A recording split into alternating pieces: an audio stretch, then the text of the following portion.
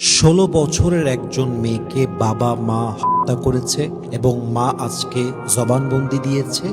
মেয়ের অধিক জায়গায় পুরুষদের সঙ্গে সম্পর্ক থাকার জেরে বাবা মা মিলে সন্তানকে হত্যা করেছে, এমন একটা নিউজই আমি আজকে পেয়েছি। ইভেন সবচেয়ে বড় বিষয় হচ্ছে মেয়েটা কোথায় রিলেশনশিপে ছিল, কোথায় বিয়ে করেছে, কাকে বিয়ে করেছে, এটা আমার কাছে মূল আলোচ্য বিষয় এই মুহূর্তে নয়। আমার কাছে সবচেয়ে অবাক করা বিষয় হচ্ছে মা এবং বাবা উভয়ের জন্য মেয়েটা মারা গেছে বা তাকে হত্যা করা হয়েছে। এই নিউজের কমেন্ট সেকশনে দেখলাম সবাই লিখছে আলহামদুলিল্লাহ, ঠিক করেছে, এমন হয় দরকার, বাবা মা হচ্ছে রিয়েল হিরো।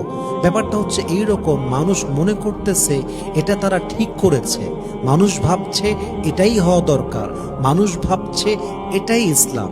দেখেন, এই চিন্তার জন্য আজকে হত্যাটা কত ইজি হয়ে গেছে যে সামান্য অন্যায় ধরা পড়লেই আমরা পরিবারের লোককেই হত্যা করে ফেলছি।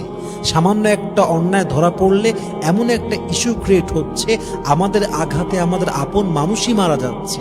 ইভেন আমার কাছে সবচেয়ে বেশি অবাক লাগছে, মুসলমান ঘরের সন্তান বাবা মা মেয়েকে হত্যা করেছে, এই নিউজের নিচে লিখছে আলহামদুলিল্লাহ, কাজটা ঠিকই হয়েছে। অথচ কোরআনে আল্লাহ তাআলা বলছেন ওয়ালা তাকতুলুন নাফসাল্লাতী হারামাল্লাহু ইল্লা বিল হক, যে প্রাণকে আল্লাহ তাআলা সম্মান দিয়েছে সেই প্রাণকে তোমরা ন্যায্য কোনো কারণ ছাড়া হত্যা করতে যেও না। সন্তান তো অন্যায় করতেই পারে, বাট তুমি তো বিচারক নও, তুমি হচ্ছে অভিভাবক, তুমি বুঝাবা, তাকে বুঝিয়ে শুনিয়ে আবার ফিরিয়ে আনবা। আমি জানলাম মেয়েটার বয়স হচ্ছে মাত্র 16। সে একজন ছেলেকে বিয়ে করেছে আব্বা আম্মার বিরুদ্ধে গিয়ে, 7-8 দিন সংসারও করেছে, বাসায় এসেছে, এখন তার বাপ মা মানতে রাজি না। বাকবিতণ্ডার একটা পর্যায়ে গিয়ে বাবা তার সন্তানের মাথায় চলা দিয়ে লাকড়ি দিয়ে 3টা আঘাত করেছে, আঘাতের চোটেই মেয়েটা মারা গেছে। আমার প্রশ্ন হচ্ছে, আপনি মাথায় লাকড়ি দিয়ে আঘাত করবেন কেন? আপনার মেয়ে অন্যায় করেছে, আপনি বাবা হিসেবে তাকে বোঝাবার ট্রাই করবেন, একবার না 1000 বার বোঝাবেন।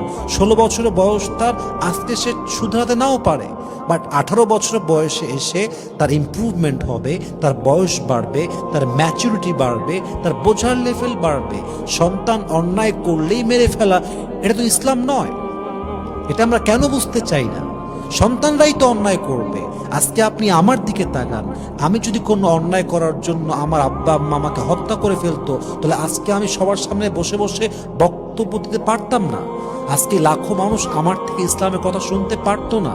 ইট মিনস অন্যায় করার মানেই এটা নয় যে আপনি হত্যা করে ফেলবেন, আপনি মেরে ফেলবেন, আপনি এমন জায়গায় আঘাত করবেন যে দুনিয়া থেকে বিদায় নিবে। এটা তো হতে পারে না, এটা তো ফেয়ার হতে পারে।